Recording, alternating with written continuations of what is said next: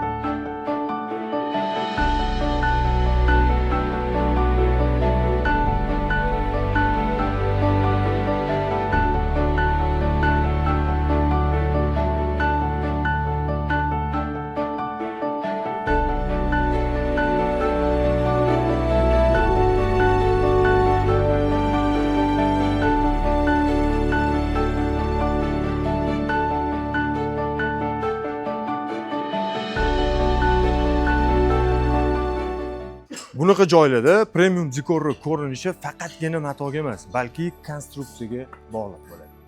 Yana bitta ma'lumotni aytib o'tib ketaman. Uzun yo'laklarda dekoratsiyani chiroyli chiqishi uchun material bir xil ritmda qoqilishi kerak. Bo'lmasam premium ko'rinish yo'qolib qoladi. Xo'p, hovlining ichki qismidamiz. Bu yerda endi maqsadimiz bu joyga bo'g'ib qo'ymasdan yumshoq, shu bilan birga tantanavor atmosfera yaratib beramiz.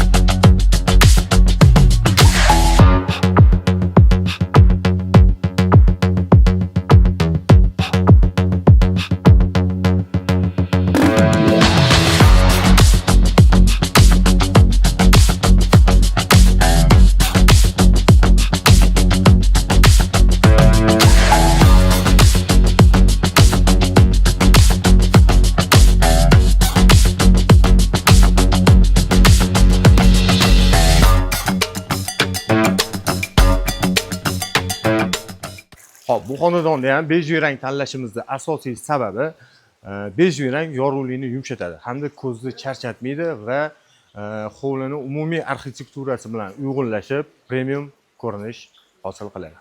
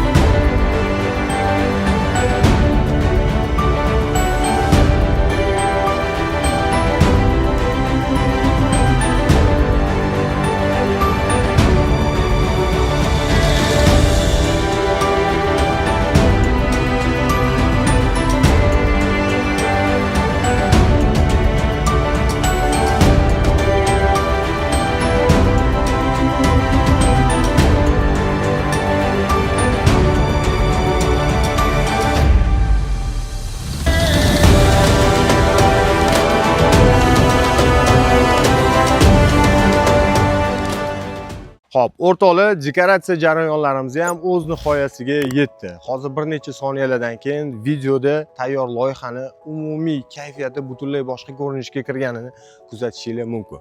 Shunaqa obyektlarda, shunaqa loyihalarda dekorni asosiy kuchi faqat materialda emas. Joyni o'qishni bilish, ritmni ushlash, qayerni qanday yopishni bilish hamda rangni to'g'ri tanlash. Agar shu narsalar bo'lsa sizda oddiy ko'ringan joyi ham premium ko'rinishga olib kira olasiz.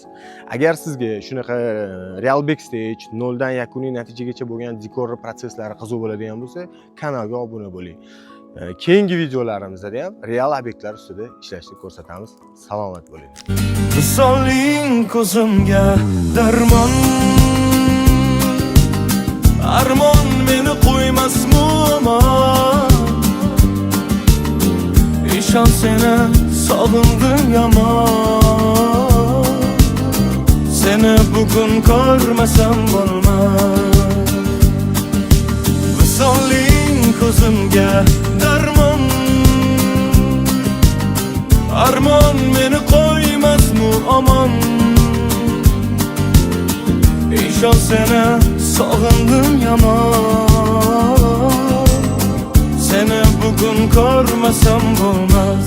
Mayli quyosh otmasa otmasin, tun botmasa botmasin, seni bugün ko'rmasam bo'lmas.